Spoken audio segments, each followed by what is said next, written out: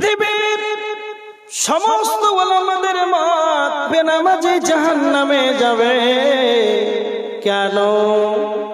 যখন জাহান্নামীরা জাহান্নামে যাবে তাদেরকে যখন জিজ্ঞাসা করা হবে কেন তোমরা জাহান্নামে গেলে, জাহান্নামীরা নিজের মুখে নিজেই তারা প্রথমে বলবে আমরা নামাজি ছিলাম না।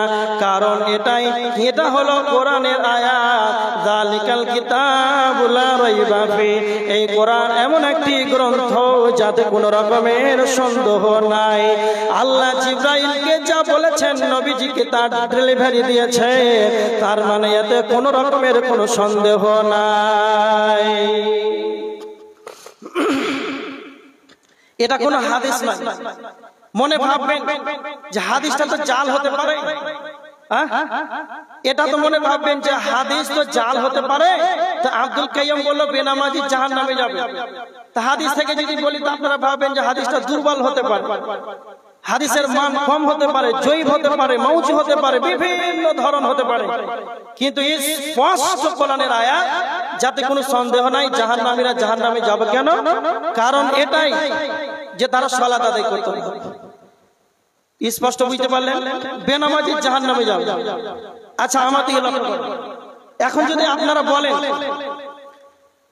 খুব ভালো করে শুনেন, আমি বললাম যে বেনামাজি জাহান্নামে যাবে, কথা ক্লিয়ার, কোরআনের আয়াতে প্রমাণ দিয়ে দিলাম। এখন যদি উল্টা আপনারা প্রশ্ন করেন আব্দুল কাইয়্যুম যে জাহান্নামে বেনামাজি যাবে একটা হাদিস বলেন, তা আমি আব্দুল কাইয়্যুম বলছি বেনামাজি জাহান্নামে যাবে এর একটাও হাদিস নাই। কেমন নাই? কথা খুব ভালো করে বুঝুন, কেমন হাদিস নাই? আমার দিকে লক্ষ্য করে। আচ্ছা বলেন তো হাদিস কাকে বলে? আল্লাহ রাসূল থাকাকালীন সাহাবীরা যা করেছেন, আল্লাহ রাসূল যা করেছেন, যা বলেছেন, সাহাবীরা যা করেছেন, আল্লাহ রাসূল তার সমর্থন ছিলেন, একে হাদিস বলা হয়। তা আপনারা উত্তর দেন যে আল্লাহর নবীর যুগে কোনো বেনামাজি ছিল? কথা বলেন, ছিল? একটা হাদিস থেকে প্রমাণ করে হযরত উমর, হযরত আবু বকর, হানজালা, অমুক সাহাবী ফজরের সালাত ছেড়ে দিয়েছে, এরকম একটা কোন হাদিস আছে? তার মানে রাসূলের যুগে কোনো বেনামাজি ছিল না। তা হাদিসটা 1450 বছর আগে হয়েছে না 2000 সালে হাদিস হবে? কি বলছেন আপনারা? আগেই যা হয়েছে হাদিস। তো রাসূলের জামানাতে কোনো বেনামাজি ছিল না, তা হাদিস কোথা থেকে আসবে?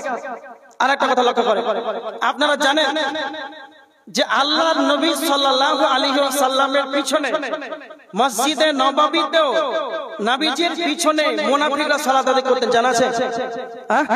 আল্লাহ রাসূলের পিছনে মদিনার মুনাফিকরা সালাত আদায় করতেন। কেমন?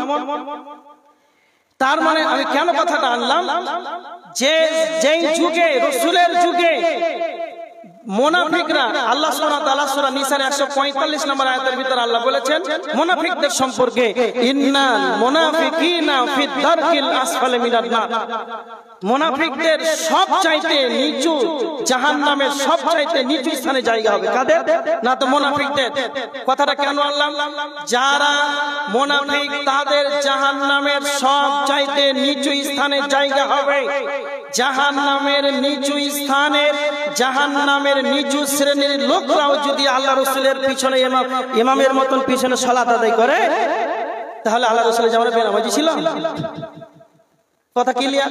আল্লাহ রাসূলের জামানায় বেনামাজি ছিল না, তো হাদিস কোথা থেকে আসবে?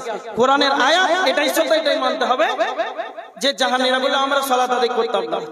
বাস, কথা ক্লিয়ার?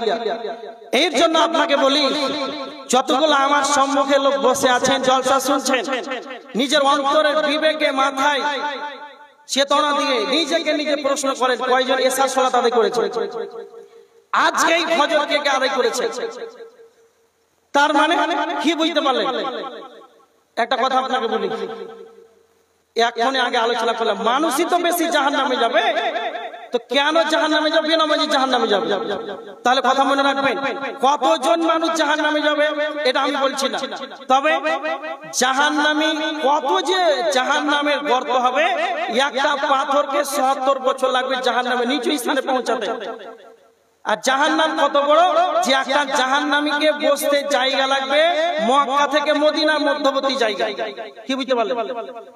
তার মানে মক্কা থেকে মদিনা যদি মিনিমাম ৫০০ কিলোমিটার ধরে, তাহলে কলকাতা থেকে কিষানগঞ্জ কত দূর? এতটা জায়গা লাগবে একটা কাফেরকে বসতে। তাহলে জাহান্নাম কত বড় হবে? এবার দেখেন, ধরেন আপনাদের এই কুম্ভীরা